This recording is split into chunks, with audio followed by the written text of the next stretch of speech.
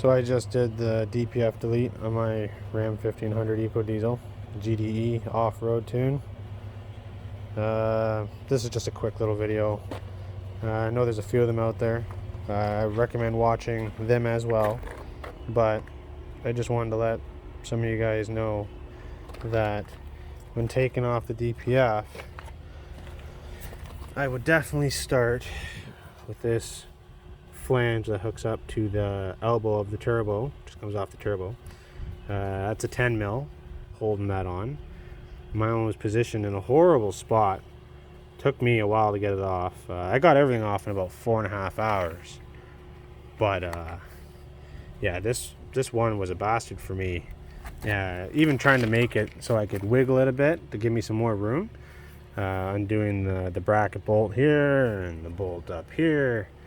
It didn't really help a whole lot, but anyways, got it out. This is the first one I got off after you undo the probes, sensors, pressure sensors. I left this O2 sensor in. I didn't really care, it wasn't really in the way. This guy, make sure you undo this. There's one, this thing lives here, and then there's another probe or pressure sensor that goes in here. Undo them, take them off. I got some probes I pushed up in the truck, hid them on top of the transmission. The reason is so you have room to get this big boy out. Now a lot of guys I've noticed on some videos have actually cut it right here because they didn't have enough room to wiggle this and move this around because of the transmission cross member. But like I said, if you take off all the sensors and probes, you can leave that one over there on that O2 sensor. You'll have enough room. You just play it around, twist it, push it around, eventually you'll get it and it will come out. You don't need to cut this. So it's fantastic because I could always put it back on for warranty. Anyways, after this, move on to this guy. This wasn't too bad to get off. Once you unbolt the 2 bolts here holding these mounts on for it, so you could pull it forward to get out of the pipe behind. Yeah, I've also noticed a lot of guys take this for your DEF fluid, the sprayer or nozzle. They take this right off. You could take it off by undoing the bolt out of here. It's just a little clamp.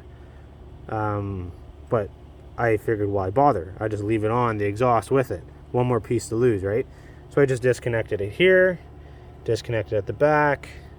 And again, like the rest of this exhaust, I left this probe in, was not in the way. I took out the exhaust. I took that out right there just because, well, it's also connected to one of these boxes. And this box, well, the other box was a bit of a bastard to get at. So I figured I'd just, well, take out the O2 sensor and I could leave it up. I tucked it up in the truck. But this one, this I couldn't get off. I mean, I put some force on this, and let me tell you, I almost had an accident trying to get that guy out. I just figured, why? I just leave it in. Fuck it. So I unbolted it, and out came the box with it. Yeah, and once you disconnect that stuff, you pull it right out.